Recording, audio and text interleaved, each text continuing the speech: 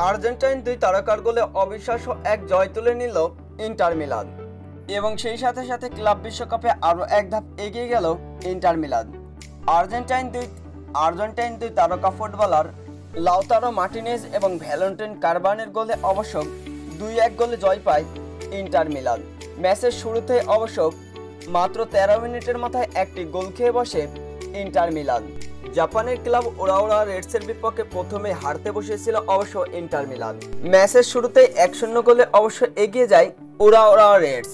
13 মিনিটের মাথায় গোল করে অবশ্য স্বস্তিতে অবশ্য হাফ টাইমে চলে যায় ওরাওরা রেডস এবং ইন্টার মিলান।